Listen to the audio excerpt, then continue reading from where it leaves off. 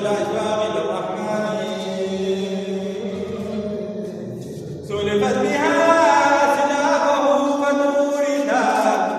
من جده المحجوب عالي شاني العاشق البكاء في جوف الرياض للعز والأشواق للرحمن